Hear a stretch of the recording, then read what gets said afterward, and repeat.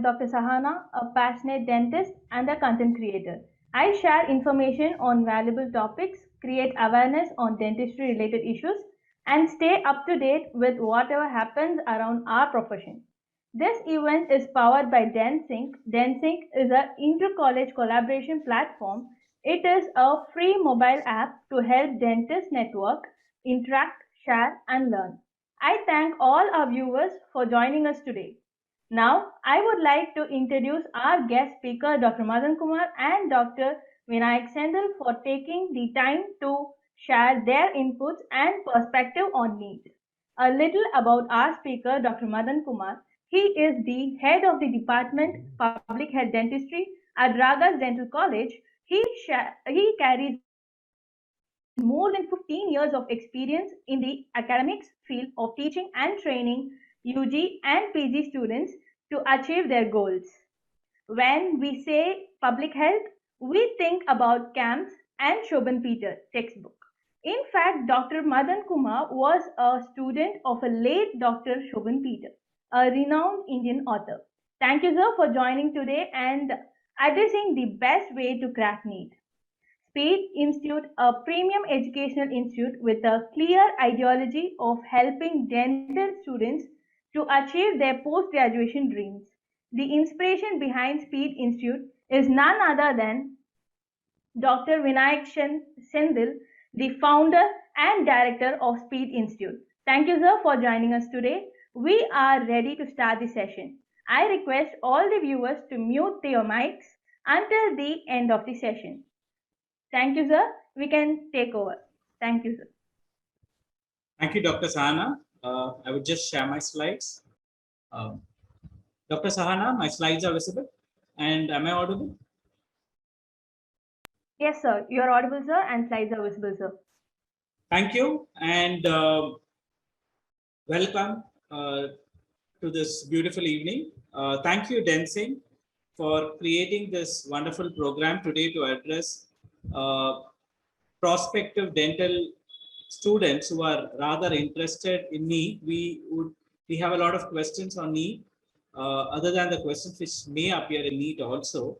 And to the best of my knowledge, I would like to clarify some.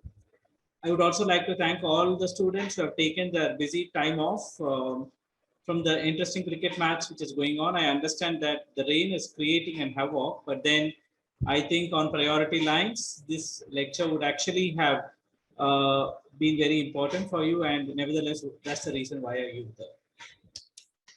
So we will just have this lecture in few parts, in which I will first introduce about what is NEET, and also give you an introduction of what is the next, the proposed examination, what is the pattern of NEET, and what has been actually the trend in NEET for the last couple of years, and a very brief account of how you have to go ahead with the preparation of NEET per se.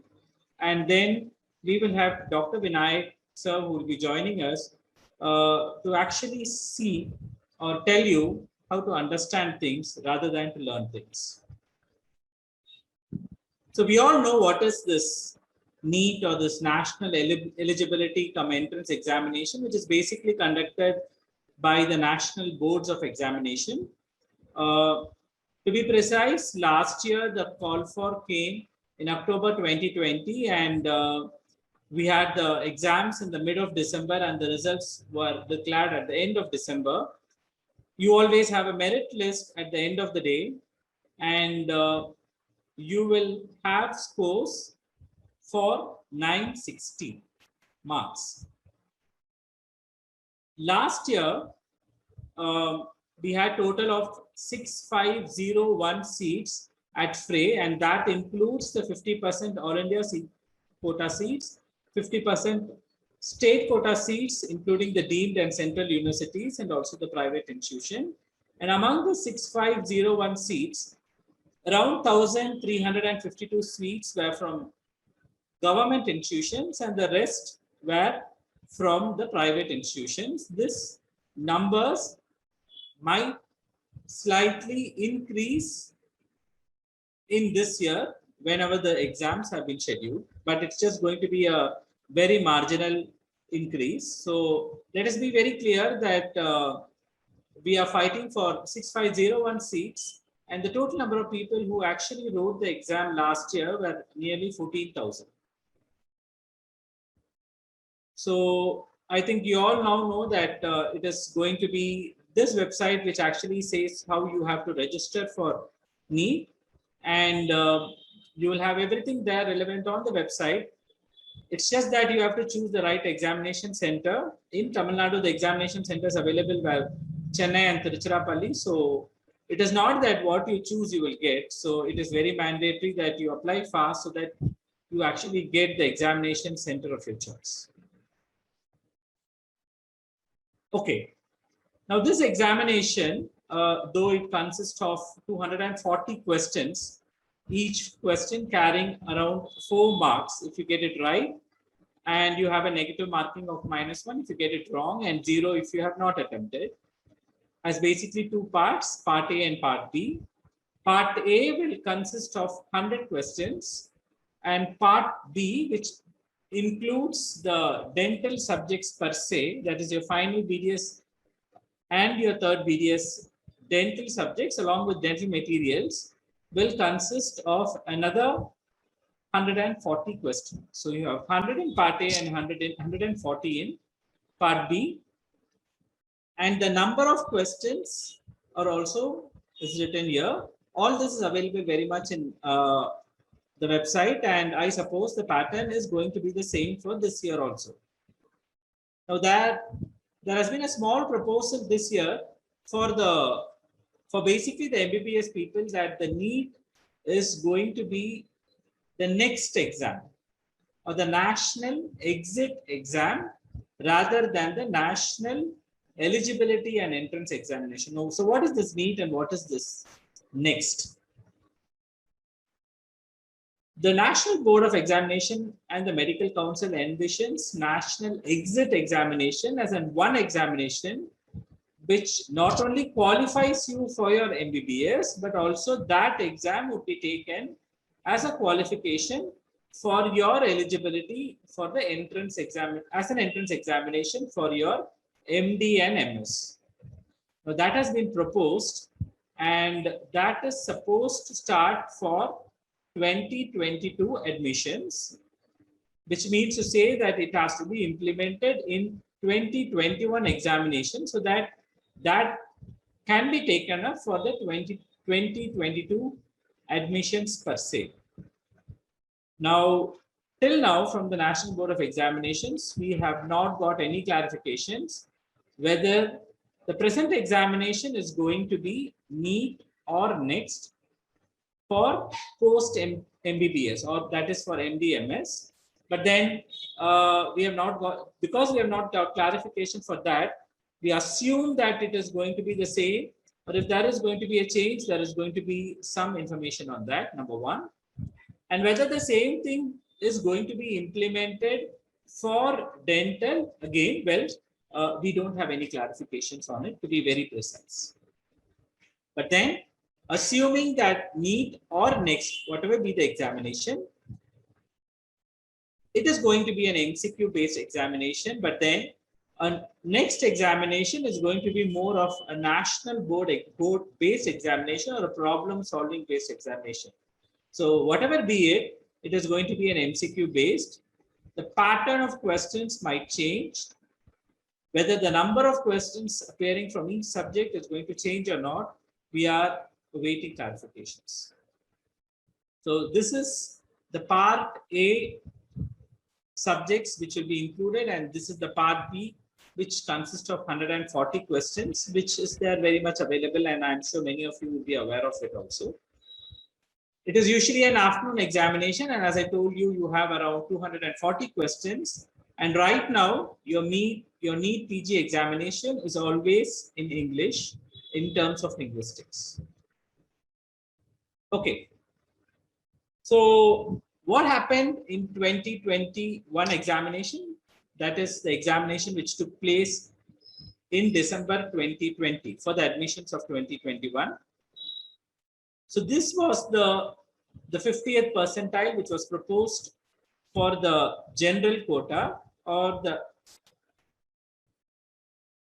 EWS, or the what we say economically less privileged group, for the 50th percentile was around 259, which was slightly below the earlier year cutoff. The earlier year cutoff when it was proposed was 286, but then it was 259 for this year's admission. And I think you can see the categories for the SC, ST and for people with disabilities, the marks which are given there. This was which was initially started off, but then later, in order to accommodate a lot of people for admission, the percentiles were actually reduced.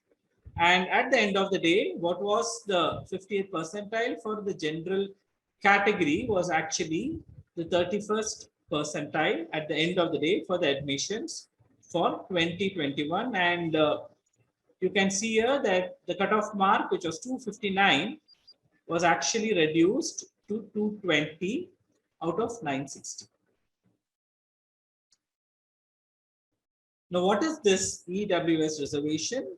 This reservation, you will be eligible if you have an annual family income of less than 8 lakhs and if you have an agricultural land which is less than 5 acres, or if you have a residential flat less than 1000 square feet, or a plot which is less than 100 or 200 square feet, is what the government says. But not much benefits for the EWS category because you're always going to be joined with the general category. Okay, now why are people more interested here in percentile rather than percentage? So for that, let us just give a small example of what is a percentage and what is a percentile. Suppose you have scored, let's say, 55 marks in mathematics out of a score of 100, then very clear, 55 is your percentage. That is, out of 55, out of 100, you have got 55 marks is your percentage. But then what is percentile? Percentile is not percentage. Percentile is more related to your position. Assuming, let's say that you have got, let's say, an 80th percentile. What does that mean is, you can be very clear that you are ahead that of 80% of the people who have attended that particular examination. Or let's say that if you have scored 80th percentile on a test which was taken by 150 people, you can say that 80% of 150 people you have actually beaten. So the difference between percentage and percentile is that percentage is more of a ratio, but the denominator is going to be always 100. But then in percentile, it is more of your position, where the denominator is, you actually don't have a ratio here. It is just the position which it actually determines. So why are people more now interested in percentages, percentiles rather than percentages? Because all major qualifying examination, NEET is one qualifying examination which we are now interested, because we want to join MDS, and NEET becomes an important stepping stone for it. But there are other eligibility examinations like the CAT, the SAT, etc., etc. So all these examinations, the CAT, SAT, etc., marks you on a percentile, and they are not much worried about your percentage. So on a test, among the total people you have who have attended the test, you should have a good percentile, or you should be ahead of a lot of people, is what is the criteria which has been laid. And the same criteria is also followed for your NEET examinations by the national board, and hence here people are more interested in percentile rather than your percentage. We will come to this probably later, but if you have any clarifications, then I think we can always post it on your chat box. Now, as I told you, because your position is determined by the percentiles, it depends on the number of candidates who are actually appearing for the examination, how difficult is the level of the examination, and also the number of seats available actually determine whether you have fared well or not in terms of your percentile. So at the end of the day, you will actually have 4 rank lists which have been released. One is your All India NEET rank, independent of your category. Then you will have a All India 50% quota rank, and then you will have an All India 50% quota rank based on your category. So if you are an open student or if you have some categories, then you can take the benefit out of it. And then you have a state quota rank. State quota rank will also include categories based on it. Now, who is responsible for conducting this selection process is the Director General of Health Services, who conducts this 50% All India quota seats. They usually have 2 rounds of counseling. And then at the end of the day, there are some remaining seats. A mop-up counseling is organized by the respective colleges. But then a peculiar thing which happened with this 50% counseling is that you will have to spell out which specialty you want and which college and give your choices. So based on the rank and based on your percentiles, you will be provided a seat based on the choice which you have been given. So it is very prudent that number one, you should understand your percentile, because you should know how many people are ahead of you, how many are below you, based on the number of people who have taken up the examination, to give a sensible choice, so that among the sensible choice, you get the seat which you have closely chosen. But if you're going to give very weird choices, I'm sure you will not be accommodated in spite of your rank and your percentile. So please be very careful. But on the other hand, just to tell you what has been the cutoff ranks for the various colleges for 2020 and 2019, I've just given few colleges here. The Maulana Azad, being a premier institution, was taken up by the 30th rank, and then we had our government dental college, which was filled up way below at around 400 rank. But then before that, government dental college or the Raja Muthiah Dental College in Chennai had 593 ranks. So this was the cutoff ranks for the particular some colleges, but I'm sure you have the other colleges also on list based on your choice.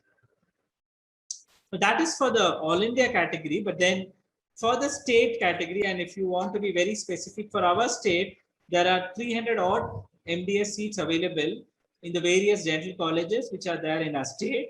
And we have an online and offline mode of counseling.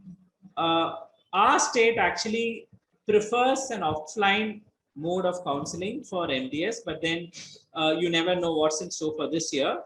With offline counseling, it's more transparent. You can see what are the seats in front of you, and you will be able to select the seat based on your rank and your percentile, unlike your All India seats, wherein you will have to actually give choices. But then here, you actually know how many seats are there available when you are there to choose, and you can choose your seats based on your choices. So that is for the state category. And as I told you, we have around 300 plus odd seats in our state.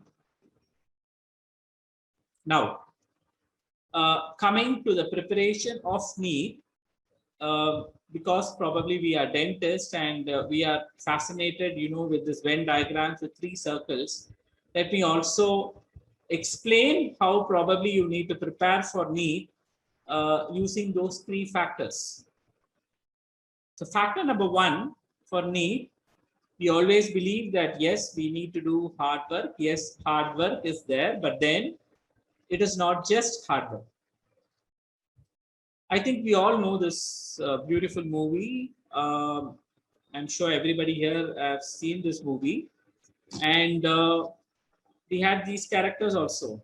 Yes, the upper one, and we see this beautiful 3 friends, the lower one. Lot of lessons to be learned, but then what I learned from this movie was the difference between smart work and hard work. What is expected of a NEET preparation is not basically hard work, it's basically smart work. You should know what you should do rather than actually doing things on a routine basis. So smart work doesn't mean that you don't need to put hard work, but it is just work which is more channelized rather than just reaping over what you have done. Let's be very clear that you're not going to be asked definitions, but that doesn't mean that you shouldn't know when the definitions were given or who proposed it can equally be asked. So what people are going to test in NEET is that not that what you know, we all know that you know things, but then how well you have understood is what is checked here.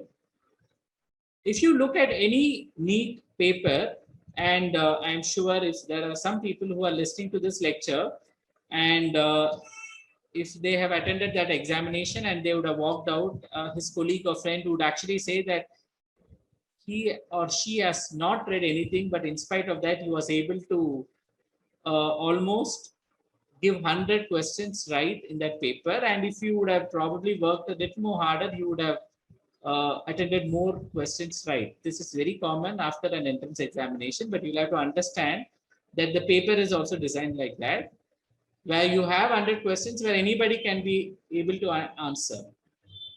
Your rank or your success would depend on some critical 50 or 60 questions which you'll have to answer right, and that is when your smartness or your smart work actually comes into play.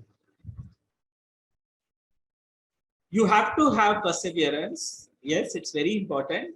I know the times are very testing now.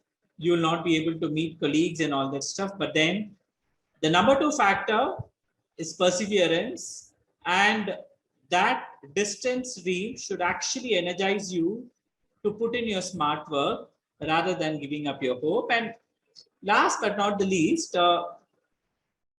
this factor which we are so fascinated, luck. We always feel that certain people are more lucky than the other, and that is why they get ranked. But I always believe that this factor of luck is not what we always assume luck as. Some of us would have actually read in a group. Some of us would actually help people in explaining things, and in that process would have understood things better.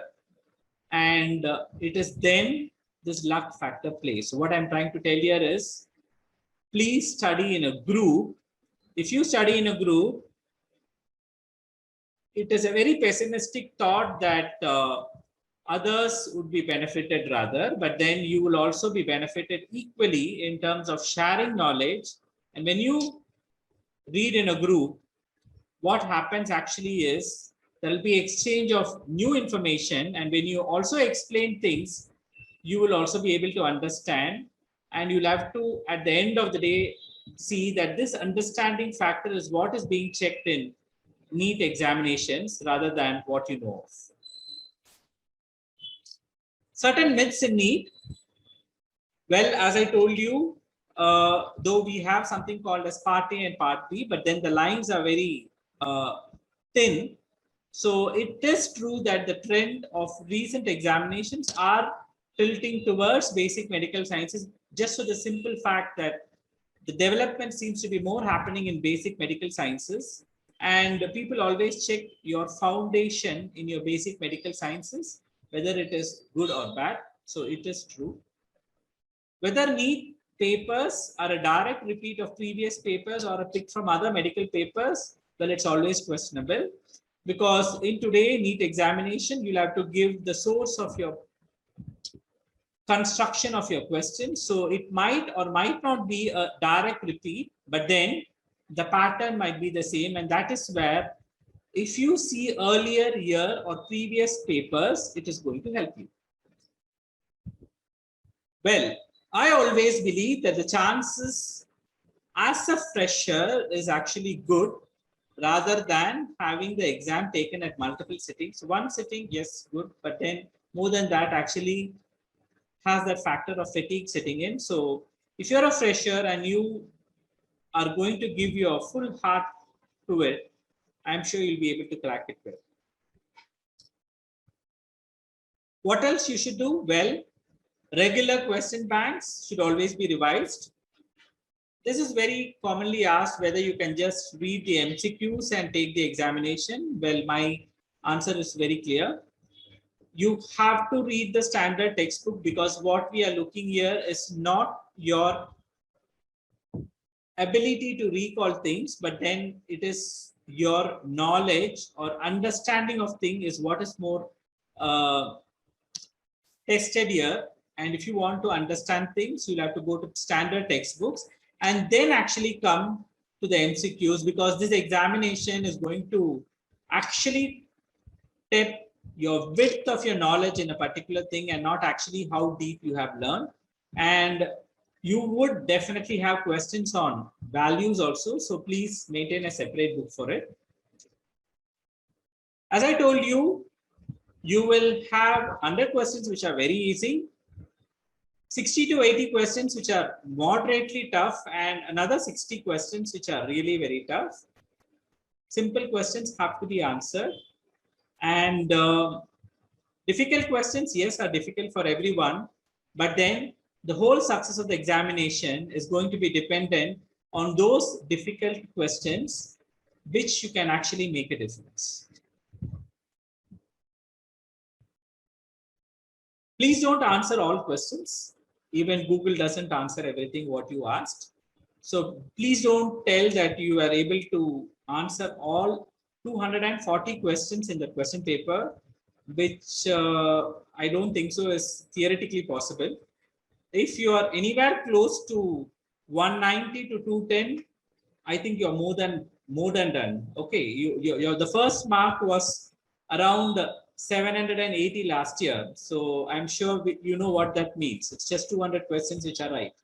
So if you are somewhere near that, and if you feel that you're safe, then you might be rank 1. By attending that another 40 questions, you will actually end up with a lower rank. So please be very clear, not only with what you answer, but also what you need. Okay. So the last part of my lecture before I complete is, why should you have assisted study rather than self-study? I will just give you some questions which will actually tell how you will be able to differentiate between self-study and assisted study. Okay. We all know what is this mean, median, and mode and all that stuff in public health dentistry. Very simple. It is not that it's taught in public health dentistry. It's been taught in our 8th standard, 9th standard also.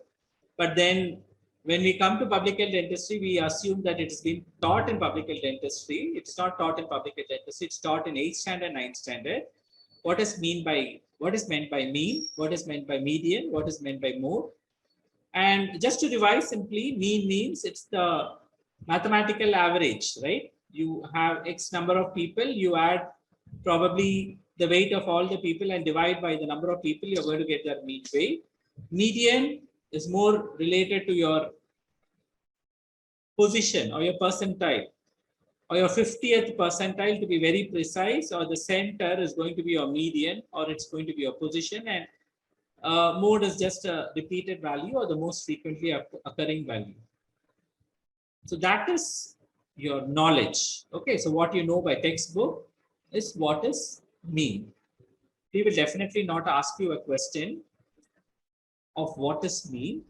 But we will give you a situation here which says that, let's say that there are 100 people and their mean is 86, which means to say that if you have 100 people and if you take the individual glucose level of everyone and divided by 100, you have got 86 milligram per 100 ml of blood is what this question says.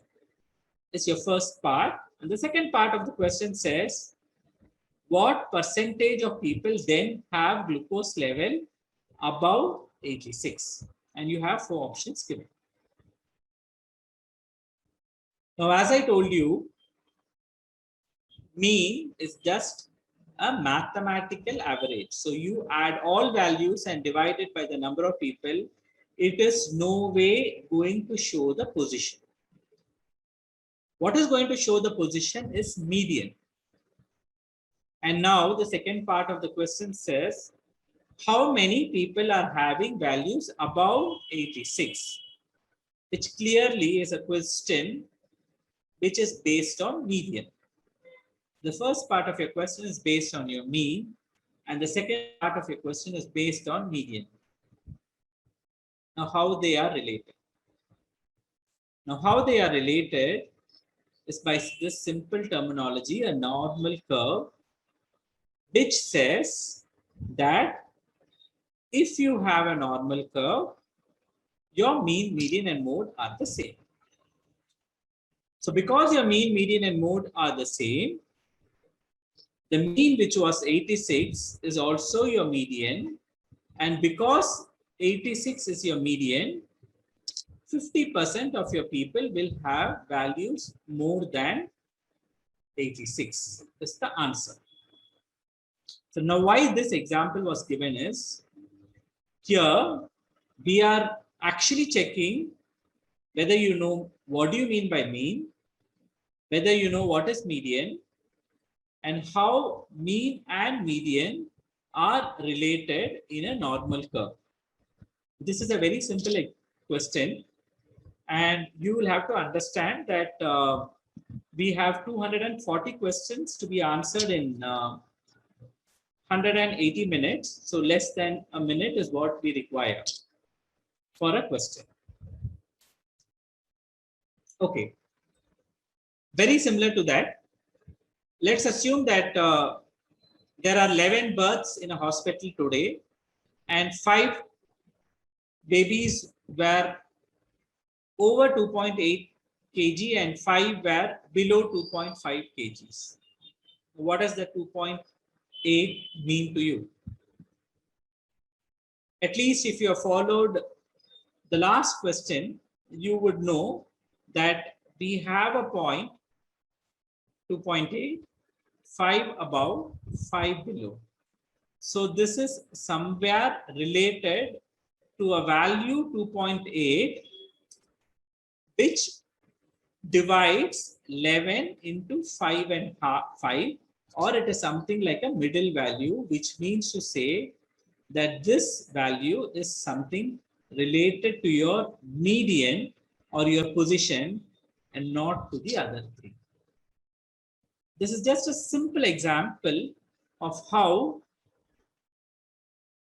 yes, you will be able to learn things from your textbook, but then if you have an assisted learning or a fine tuning, you will be able to think in those lines of what might be expected of in order to answer things, is what I'm trying to tell you here. I'm running short of time, so I'm not discussing this question, but I would just like to thank all my audience for this wonderful opportunity. Special thanks to Den Singh for making this possible. I already have the second speaker, Dr. Vinayak sir here. Vinayak sir has been the director of SPEED, which was his brainchild way back from 2000. I think 2000 is when he was actually doing his undergraduation, and I think this was his brainchild as his undergraduate. Now sir has finished his MCH, and he would identify himself as a mentor for numerous students who have actually given reality to their dreams of post-graduation. Sir is there just to tell you how simple concepts which we have read should be actually understood to actually crack an examination. I think sir is going to have an interactive short session. Over to you, sir, please. Yeah, thank you. Thank you, Dr. Madan, for arranging and organizing a great orientation for NEET program along with Densing app. And so let me go through things how we'll be able to put into learning into practice, especially for entrance examination. Now, Dr. Madan has been the coordinator for the entire academics of dentistry for Speed Institute for more than 20 years and has been doing an amazingly great job. And before I start, I thank him for organizing such a wonderful class for me. And let me take you through. A few of the learnings, how we could learn for exam purpose, and what we learn on class, how to put it across for MCQ exam. So this is an art by itself, and so I will give you some of examples you can open. I request all the students to come to the chat box, and you can open the chat, and so that you can start interacting with me. I will put forth the questions, and you can keep answering those questions, and so that it will be an interactive class, and we can discuss length and breadth. And I'll be taking not more than 15-20 minutes, and that will give you a definite insight. About what we are supposed to learn for MCQ entrance exam. See, for an MCQ entrance exam, especially for NEET dentistry, there will be approximately 20 to 25,000 students will be writing for this exam. But very good seats and clinical seats are only for first 100, and at the maximum for first 500 seats. So we need to be really top in the list to get what we wanted actually. So what I'm trying to tell you is, whenever you learn something, you need to learn in a competitive entrance exam spirit for the purpose of exam. Right now, based on that, I will put out some of the questions in actual learning in the form of MCQ learning. Okay. Now, what we do is we will learn a few of things that are important for dentistry. I take head and neck surgery and head and neck anatomy for dental students. And let me share what are the questions which have been asked for past 20 years in head and neck surgery. Okay, so let us get started. Now, if somebody is asking you this question, ameloblastoma, have you heard of this? Ameloblastoma, have you heard of this? Squamous cell carcinoma, number one. Number two, now in entrance exam 2 years back in NEET exam, they asked most common tumor to involve the mandible. Can you answer this question in the chat? What is the most common tumor to involve the mandible? I mean, anyone can answer. You can keep on answering. And this is purely an interactive class. You will definitely enjoy this class. I vouch for that. Yes, all of you, Dr. Vandana, Dr. Satya, great. Keep going. Dr. Shanmuga Priya, Jabin, yes, Dr. Emma. So all the answers are ameloblastoma, right? Yes, and nobody can find fault here, right? Dr. Mohammed, Sohel, great. All of you can give your answers. Yes, all okay, fine. So it's a uniform answer, unified answer. Yes, nobody can go wrong. That's your perspective, right? Yes. But the right answer is, the correct answer is squamous cell carcinoma. You can ask me a question, sir, how is that possible? How is it possible? See, understand this. The most common to involve the mandible is only squamous cell carcinoma, because most common head and neck cancer is squamous cell carcinoma. Anywhere in the head and neck, the most common pathology is only squamous cell cancer. Only that cancer can involve the mandible, correct? If suppose the squamous cell carcinoma of the cheek, squamous cell carcinoma of the upper lip or lower lip or the tongue or the floor of the mouth or the gingiva, gingiobuccal sulcus, whatever might be the location, oropharynx, nasopharynx, whatever might be, the most common pathology is squamous cell carcinoma, correct? So those in the carcinoma of the cheek or the floor of the mouth or the tongue can involve the mandible, correct? That was the question here. Now, then what is that to do with ameloblastoma? Sir, we have read something on ameloblastoma. Then how will you accommodate that? Yes. Now, if ameloblastoma has to be your answer, then they should ask you a question like this. Most common tumor of the mandible. That is ameloblastoma.